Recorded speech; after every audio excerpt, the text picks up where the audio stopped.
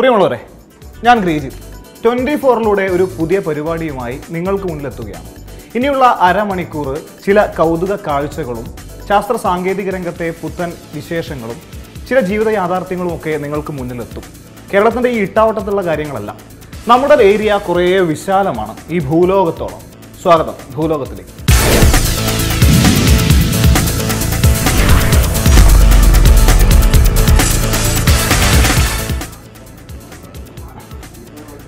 ആചാരങ്ങളും അനാചാരങ്ങളും തമ്മിൽ വലിയ സംഘർഷം നടക്കുന്ന ഒരു സമയമാണിത്. ഏതാചാരം ഏത് അനാചാരം എന്നത് തർക്ക വിഷയമാണ്. നമുക്കൊരു ആചാരം കണ്ടുവന്നാലോ? ഈ ആചാരത്തിൽ ആൺപെൺ വ്യത്യാസമൊന്നുമില്ല, എല്ലാവർക്കും സജീവമായി പങ്കെടുക്കാവുന്നതാണ്.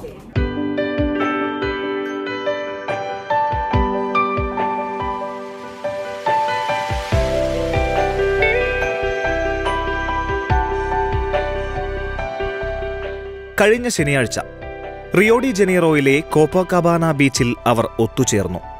നവോത്ഥാനവും ആചാരലംഘനവും പറയാൻ ആരുമില്ലാത്തതുകൊണ്ട് എല്ലാവരും ഹാപ്പിയായിരുന്നു. കടൽ ദേവതയെ പ്രീതിപ്പെടുത്തണം, അതാണ് ലക്ഷ്യം.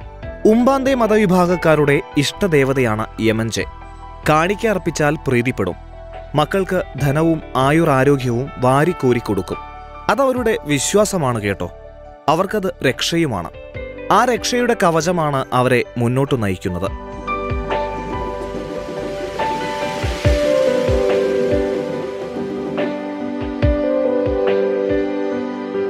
ഇനി ചടങ്ങിലേക്ക് കടക്കാം. ലളിതമാണ് കാര്യങ്ങൾ. ബീച്ചിൽ കൂടിയവർ ആദ്യം പ്രാർത്ഥനയിൽ മുഴുകും. പിന്നെ കയ്യിൽ കരുതിയ പഴങ്ങളും പൂക്കളും കടലിലൊഴുക്കും. കടലിനും കരയ്ക്കും കേടില്ലാത്തതുകൊണ്ട് ഇതുവരെ പ്രകൃതി സ്നേഹികളാരും പ്രശ്നമുണ്ടാക്കിയിട്ടില്ല. സ്വസ്ഥമായി പരിപാടി അങ്ങ് നടന്നു. ഗംഭീരമായി. ഭക്തിയും ആസ്വാദനവും ചേരുന്നിടം. എല്ലാ വർഷവും ചടങ്ങിനെത്താറുണ്ടെന്ന് തികഞ്ഞ വിശ്വാസിയായ അന ക്രിസ്റ്റീന. കഴിഞ്ഞ കുറേ വർഷങ്ങളായി ഞങ്ങളിവിടെ വരാറുണ്ട്. ഇവിടെ എത്തുമ്പോൾ വല്ലാത്ത ഒരു ദൈവികമായ അനുഭൂതിയാണ് ലഭിക്കുന്നത്. ആഫ്രോ ബ്രസീലിയൻ മതമാണ് ഉമ്പാന്തെ. സർവ്വ ചൈതന്യങ്ങളുടെയും സ്രോതസ്സായി അവർ യമഞ്ചെ ദേവിയെ കാണുന്നു. ഇനിയുമുണ്ട് ഇവർക്കിടയിൽ പഴക്കം ചെന്നതും ഇടക്കാലത്ത് പൊട്ടിമുളച്ചതുമായ ആചാരങ്ങൾ. ആൺപെൺ വിവേചനമില്ലെന്നാണ് കേൾവി. അതങ്ങനെ തുടരട്ടെ.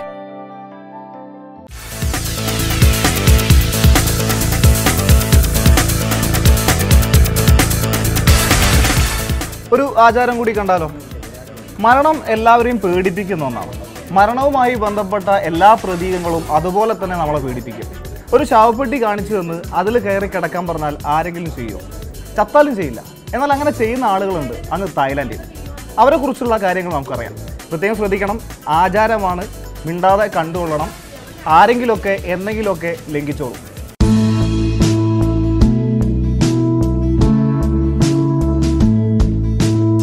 കേൾവിയിൽ നീരസമുണ്ടെങ്കിലും കാഴ്ചയിൽ രസമുള്ള ആചാരമാണ്.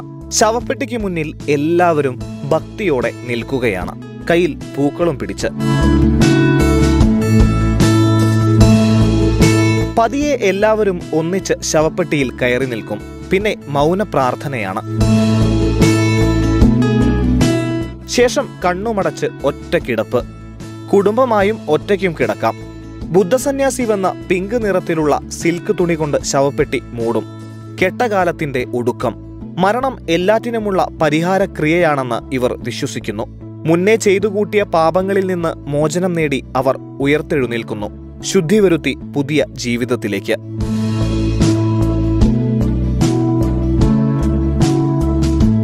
തെക്കൻ തായ്ലൻഡിലെ നൊന്താബുരിയിലാണ് വിചിത്രമായ ആചാരം നടക്കുന്നത്. ബുദ്ധക്ഷേത്രമായ വാറ്റ് ദ കേനിൽ. പണ്ടേക്കു പണ്ടേ പൂർവികന്മാർ തുടങ്ങിവച്ചതല്ല ക്ഷണികമായ ഈ മരണവും പുനർജന്മവും. 2008 ഏതോ ബുദ്ധസന്യാസിയുടെ തലയിലുദിച്ച ആശയമാണ്. അത് എല്ലാവരും ഏറ്റെടുത്തു. ആചാരങ്ങൾ പലതും പിറവിയെടുത്തത് ഇങ്ങനെയൊക്കെയാണ്. ഒന്നിനെയും ഉദ്ദേശിച്ചു പറഞ്ഞതല്ലെന്ന് പ്രത്യേകം പറയട്ടെ. പ്രതീകാത്മക മരണമാണ്. നിമിഷ നേരത്തേക്ക് ചെയ്ത തെറ്റിനുള്ള പരിഹാരം. ഇനിയുള്ള ജീവിതം നന്മയുടെയും നേരിന്റെയും വഴിയിലൂടെയാകുമെന്ന് ഉറപ്പുണ്ടെങ്കിൽ മാത്രം ഈ ആചാരവും തുടരട്ടെ. ആചാരങ്ങളൊക്കെ തൽക്കാലം അവിടെ നിൽക്കട്ടെ. നമുക്ക് മറ്റു കുറേ കാഴ്ചകളിലേക്ക് പോവാം. നിങ്ങളുടെ മുന്നിൽ ഒരു ഇല പൊഴിഞ്ഞു വീണാൽ എന്തു ചെയ്യും? ഒന്നുകിൽ എല്ലാം അടിച്ചു കൂട്ടിയെടുത്ത് കത്തിക്കും. അതുമല്ലെങ്കിൽ നമ്മുടെ വീടിൻ്റെ മുറ്റത്തെ ചെടിയുടെ തടത്തിലിടും. അതങ്ങനെ ദിവസങ്ങൾക്ക് ശേഷം വളമായി മാറും. അതിനപ്പുറത്തേക്കുള്ള സാധ്യതകളെക്കുറിച്ചൊന്നും നമ്മൾ ചിന്തിക്കാറില്ല, നമുക്കതിൻ്റെ ആവശ്യമില്ല. ഒരു പുതിയ കാഴ്ച കണ്ടാലോ? ഇവിടെ ഒരു പെൺകുട്ടി ഇലയിൽ നന്നായിട്ട് കൊത്തുപണി ചെയ്യും. ആ കാഴ്ച കണ്ട് തിരിച്ചു വരാം.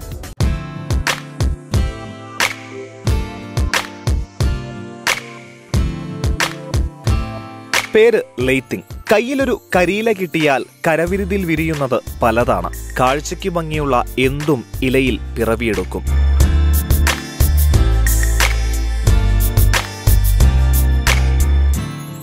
കൊത്തുപണിയോ ചിത്രരചനയോ ശാസ്ത്രീയമായി അഭ്യസിച്ചിട്ടില്ല. ഒരു ദിവസം തോന്നിയതാണ്. അപ്പോൾ തന്നെ ഇലയെടുത്ത് പണി തുടങ്ങി. ഉഗ്രനൊരു ശില്പം റെഡി. കണ്ടവരെല്ലാം നല്ലതു പറഞ്ഞു. അങ്ങനെ അതങ്ങ് പതിവാക്കാൻ തീരുമാനിച്ചു. ഇപ്പോൾ വേറിട്ട 100-ലധികം സൃഷ്ടികൾ ലെയ്ത്തിങ്ങിന്റെ വീട്ടിലുണ്ട്. അതെല്ലാം നല്ല വിലയ്ക്ക് വാങ്ങാൻ ആളുണ്ട്. മനസ്സിന് നന്നേ പിടിച്ചത് എന്തു വില കിട്ടിയാലും വിൽക്കില്ലെന്നാണ് ഈ 25-കാരി പറയുന്നത്. പ്രിയപ്പെട്ട സൃഷ്ടികൾ യുഷാനിലെ വീട്ടിൽ എന്നും ഭദ്രമായുണ്ടാകും. കാണേണ്ടവർക്ക് വന്നു കാണാം, പടമെടുക്കാം. ഞാൻ ചെയ്യുന്ന കാര്യങ്ങളിൽ എനിക്ക് വളരെയധികം സംതൃപ്തിയുണ്ട്. ഇത് എല്ലാവർക്കും പരീക്ഷിച്ചു നോക്കാവുന്ന ഒന്നാണ്. ഒരു ഇലച്ചിത്രം പൂർത്തിയാകാൻ 1 മാസം സമയമെടുക്കും. ചെറിയ കത്തിയാണ് കൊത്തുപണിക്ക് ഉപയോഗിക്കുന്നത്.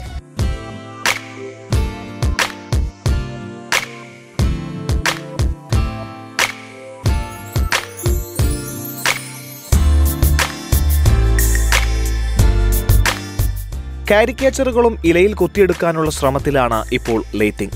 ഇലകളിലൂടെ ഒരു നീളൻ കഥ പറയണമെന്നാണ് ആഗ്രഹം. അതൊരിക്കൽ സാധിക്കുക തന്നെ ചെയ്യും. കാരിക്കേച്ചറുകളും ഇലയിൽ കൊത്തിയെടുക്കാനുള്ള ശ്രമത്തിലാണ് ഇപ്പോൾ ലെയ്ത്തിങ്. ഇലകളിലൂടെ ഒരു നീളൻ കഥ പറയണമെന്നാണ് ആഗ്രഹം. അതൊരിക്കൽ സാധിക്കുക തന്നെ ചെയ്യും. അങ്ങനെ അതങ്ങ് കഴിഞ്ഞു.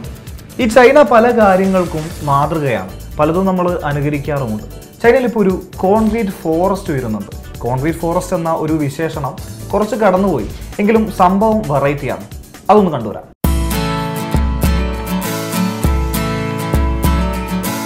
ചൈനയുടെ കിഴക്ക് പടിഞ്ഞാറ് ചെങ്തുയിൽ ക്സിങ്തു ജില്ലയിൽ വാനം മുട്ടെ കാടുയരുകയാണ്. വള്ളിപ്പടർപ്പും ചെറുമരങ്ങളും വേരുറച്ച് പടരുകയാണ്. നമ്മുടെ ടെറസ് കൃഷിയുടെ വിപുലമായ രൂപം. നല്ല വായു, നല്ല കാറ്റ്, നല്ല ചുറ്റുപാട്. നഗരത്തിന്റെ ശ്വാസം മുട്ടലിനിടയിൽ തെല്ലൊരാശ്വാസം.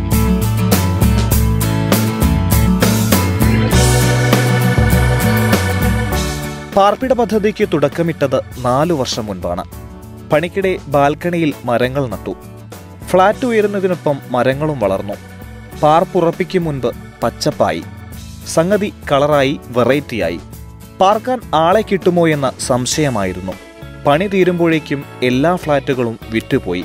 നിർമ്മാണം ഏറ്റെടുത്ത ടിയാൻറി കൺസ്ട്രക്ഷൻ ഗ്രൂപ്പ് ഡെപ്യൂട്ടി ചീഫ് റോയു പറയുന്നു.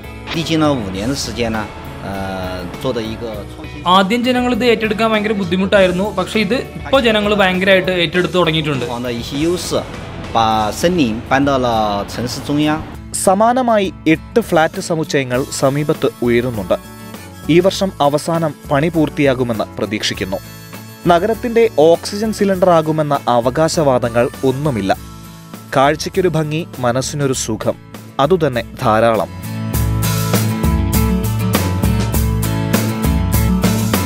കാലം കുതിക്കും, പച്ചപ്പ് കനക്കും, പൂമ്പാറ്റകൾ പാറി പറക്കും, നിറങ്ങൾ നിറയും, കിളികൾ കൂട്ടുകൂടും. ആ കാഴ്ചയ്ക്ക് കാത്തിരിക്കാം. ഓക്കെ, അടുത്തത്. തൊട്ടാൽ കറണ്ടടിക്കുന്ന മനുഷ്യന്മാരുണ്ട്. അങ്ങനെ ഒരാളെ കുറിച്ച് നമുക്കറിയാം. ഇത് കറണ്ടല്ല, ഇദ്ദേഹം ഒരു കാന്ത മനുഷ്യനാണ്. ലോഹങ്ങൾ ഇദ്ദേഹത്തെ ശരീരത്തോട് ഒട്ടിച്ചേരും. അങ്ങനെയുള്ള മനുഷ്യന്റെ വിവരം അറിയാം. അദ്ദേഹം ബോസ്നിയക്കാരനാണ്, ഒരു കശാപ്പുകാരനാണ്. ലോഹവസ്തുക്കൾക്ക് ഒരു പ്രത്യേക ഇഷ്ടമുണ്ട് ഈ മനുഷ്യനോട്. അടുത്താലങ്ങ് ഒട്ടിച്ചേരും. ദാ ഇങ്ങനെ.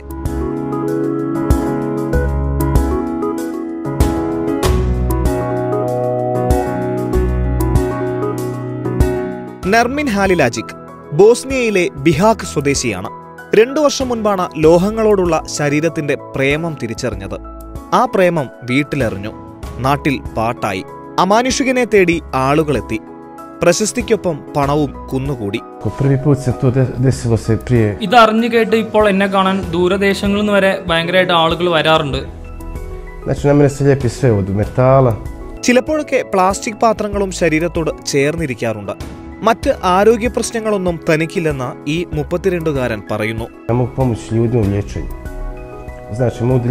ഇങ്ങനൊരു കഴിവ് ആദ്യം ശ്രദ്ധയിൽപ്പെട്ടപ്പോൾ ഞാനും കുടുംബക്കാരൊക്കെ ഭയങ്കരമായിട്ട് പേടിച്ചിരുന്നു. പക്ഷെ ഇപ്പോൾ എനിക്ക് നിലവിൽ ആരോഗ്യ പ്രശ്നങ്ങളൊന്നുമില്ല. വൃക്കയിലെ കല്ല് ഉഴിഞ്ഞെടുക്കാനും തനിക്കാവുമെന്നാണ് ഈ മനുഷ്യന്റെ അവകാശവാദം. തെളിവില്ലാത്തതിനാൽ അതങ്ങ് സമ്മതിച്ചു കൊടുക്കാൻ വരട്ടെ. ഇനിയിപ്പോ പെട്ടെന്നൊരു നാൾ തന്റെ സവിശേഷമായ കഴിവ് ഇല്ലാതായാലും ഒരു കുഴപ്പവുമില്ല. കശാപ്പുകാരനാണ്. പഴയ പണിയെടുത്ത് അന്തസ്സായി ജീവിക്കും.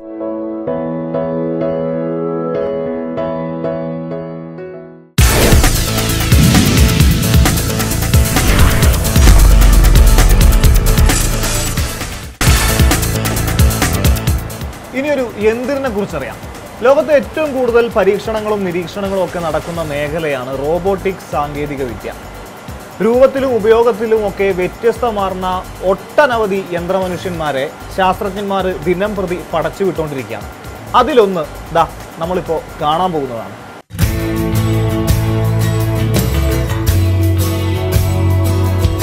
ഇന്നുവരെ കണ്ട യന്ത്രമനുഷ്യനല്ല ഇത്. ഇനിയങ്ങോട്ട് കാണാനുള്ള യന്ത്രമനുഷ്യന്മാരുടെ ആദ്യ രൂപം എന്ന് പറയാം. ശാസ്ത്രജ്ഞന്മാരുടെ അഭിപ്രായമാണത്.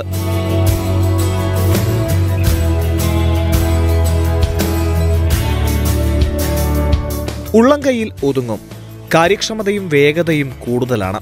എന്നാൽ അതൊന്നുമല്ല എടുത്തു പറയേണ്ടത്. ദ്രവരൂപത്തിലുള്ള ലോഹമാണ് യന്ത്രിന്റെ ശരീരം. അതുകൊണ്ട് എന്ത് എന്നല്ലേ പറയാം. ഉപകാരം പലതാണ്. ഏതു രൂപത്തിലേക്ക് മാറാനും പെട്ടെന്ന് സാധിക്കും. ദുർഘടപാതകളിലൂടെ സുഗമമായി നീങ്ങുമെന്ന് ചുരുക്കം.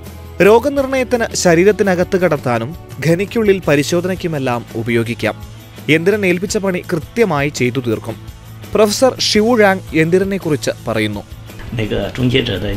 ഇത് ഒരുപാട് കാര്യങ്ങളിൽ ഉപകാരപ്പെടുന്ന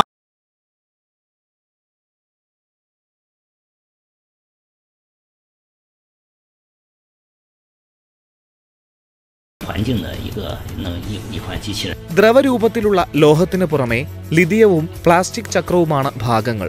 ചൈന ശാസ്ത്ര സാങ്കേതിക സർവകലാശാലയിലെയും ഓസ്ട്രേലിയയിലെ വോലോങ്ങോങ് സർവകലാശാലയിലെയും ഗവേഷകരാണ് രൂപകൽപ്പന ചെയ്തത്.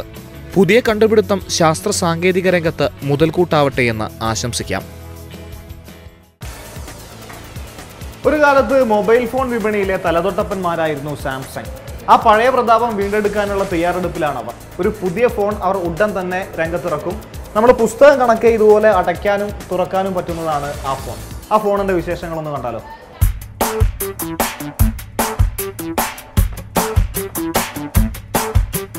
സാംസങ് ഗാലക്സി ഫോൾഡിലൂടെ സ്മാർട്ട് ഫോൺ രംഗത്ത് വിപ്ലവം സൃഷ്ടിക്കുമെന്നാണ് സാംസങ് അവകാശപ്പെടുന്നത്. ഈ വർഷം ആദ്യ പാദത്തിൽ തന്നെ പുറത്തിറങ്ങുമെന്ന് ലെറ്റ്സ് ഗോ ഡിജിറ്റൽ എന്ന കൊറിയൻ മാർക്കറ്റ് റിസർച്ച് ഗ്രൂപ്പ് നേരത്തെ റിപ്പോർട്ട് ചെയ്തിരുന്നു. മടക്കി കയ്യിൽ വെക്കാമെന്നതാണ് ഏറ്റവും വലിയ പ്രത്യേകത. ഫോൺ നിവർത്തിയാൽ ഒരു ടാബ്ലറ്റിന്റെ വലിപ്പമുള്ള സ്ക്രീനാണ്.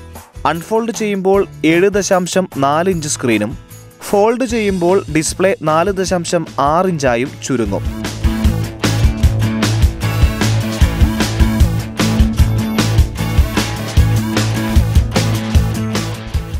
മികച്ച ബാറ്ററി പാക്കപ്പാണ് മറ്റൊരു പ്രത്യേകത.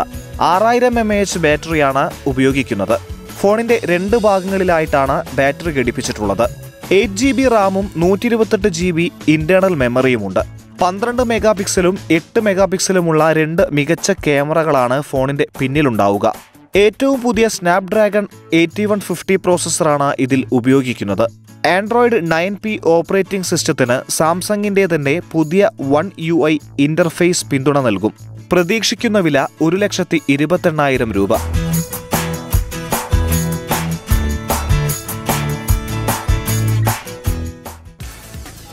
നൃത്തം ഒരു കലയാണ്, പാചകം ഒരു കലയാണ്. ഇത് രണ്ടും ചേർന്നാലോ കണ്ണിന് കുളിർമയുള്ള കാഴ്ചയും നാവിന് രുചിയുള്ള വിഭവവും നിങ്ങൾക്ക് മുന്നിലെത്തും. ആ വിഭവവും നൃത്തവും റെഡിയാണ്. നിങ്ങൾ കണ്ടാൽ മതി.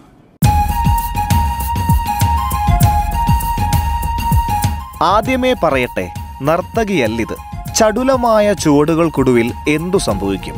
അതിവിടെയെങ്കിൽ നല്ലൊരു ന്യൂഡിൽസ് വിഭവം ചൂടോടെ നിങ്ങൾക്ക് മുന്നിലെത്തും.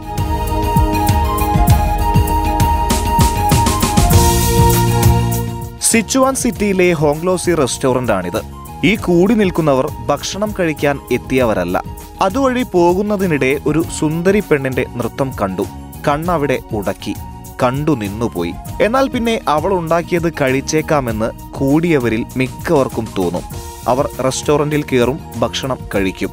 റെസ്റ്റോറന്റ് ഉടമയും അത്രേ ഉദ്ദേശിച്ചുള്ളൂ. ഉഗ്രൻ കച്ചവട തന്ത്രം. സത്യത്തിൽ ഞങ്ങൾ ഇത്രയും കച്ചവടം പ്രതീക്ഷിച്ചിരുന്നില്ല. പക്ഷെ ഞങ്ങളുടെ പ്രതീക്ഷയ്ക്ക് അപ്പുറത്തേക്കാണ് ഇപ്പോൾ കച്ചവടം നടക്കുന്നത്. യിങ്സു ആണ് നർത്തകിയായ പാചകക്കാരി. ഒപ്പം സുഹൃത്തുമുണ്ട്.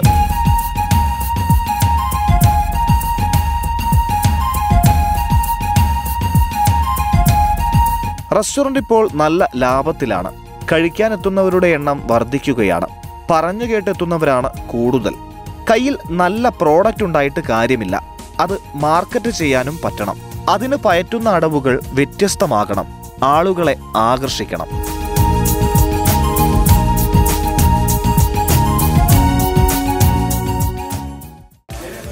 തണുപ്പ് എങ്ങനെയുണ്ട്? ഓഫീസിൽ ഏറ്റവും കൂടുതൽ തണുപ്പേറിയ ഒരു മേഖലയാണിത്. PCR എന്ന് പറയും. കണ്ടല്ലോ, എല്ലാവരും തണുത്ത് വിറച്ച് കോട്ടൊക്കെ ഇട്ടിരിക്കുക. ഇവർ കൂടി കേൾക്കാനാണ് അടുത്ത വാർത്ത. സൈബീരിയയിലെ ഒരു മാർക്കറ്റിൽ -40 ഡിഗ്രി സെൽഷ്യസിലാണ് അവിടുത്തെ ആളുകൾ ഇതിലും ഉഷാറായി ചുറുചുറുക്കോടെ ജോലി ചെയ്യുന്നത്. ആ വാർത്ത കണ്ടാലോ? കൊടും തണുപ്പിൽ വീടിനകത്ത് കൂനിക്കൂടി കിടന്നുറങ്ങണം. തീ കായണം. ഉള്ളത് വെച്ചുണ്ടാക്കി കഴിക്കണം. നമ്മുടെ ചിന്ത അങ്ങനെയാണ്. സൈബീരിയയിലെ യാക്കുത്സിൽ കൊടും തണുപ്പിലും ഇങ്ങനെയൊന്നും ചിന്തിക്കാതെ പണിയെടുക്കുന്ന ഒരു കൂട്ടരുണ്ട്.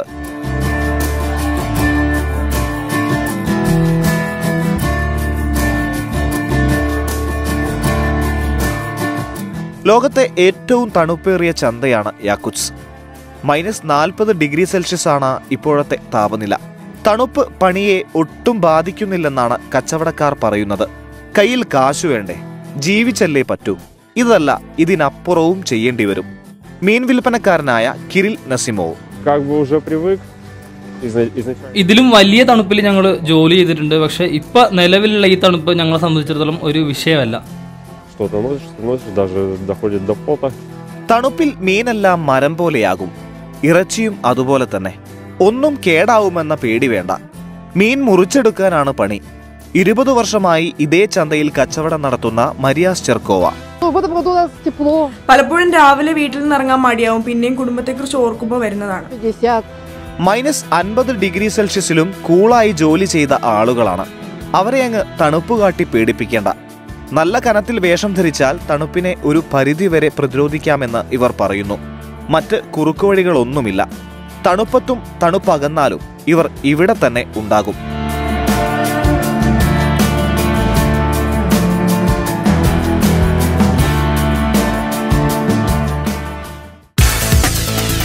അപ്പോൾ ഈ ആഴ്ചയിലെ കാഴ്ചകളും വിശേഷങ്ങളും തൽക്കാലം ഇവിടെ അവസാനിപ്പിക്കുകയാണ്. ഇനി പറയാനുള്ളത് വിദേശങ്ങളിൽ താമസിക്കുന്ന മലയാളികളോടാണ്. നിങ്ങൾ അല്പം കൗതുകക്കൂടുതലുള്ള ആളുകളാണെങ്കിൽ നിങ്ങളുടെ ചുറ്റുവട്ടത്ത് കാണുന്ന കാഴ്ചകൾ ഞങ്ങൾക്ക് ഈ നമ്പറിൽ അയച്ചു തരിക. നമ്പർ മറക്കണ്ട, ശരിക്ക് ഓർത്ത് വെച്ചോളൂ. ഞങ്ങളത് ലോകത്തെ കാണിക്കും. അപ്പോൾ അടുത്ത ആഴ്ച കൂടുതൽ വിശേഷങ്ങളുമായി ഞങ്ങൾ വീണ്ടും എത്തും. അതുവരെ ഗുഡ് ബൈ.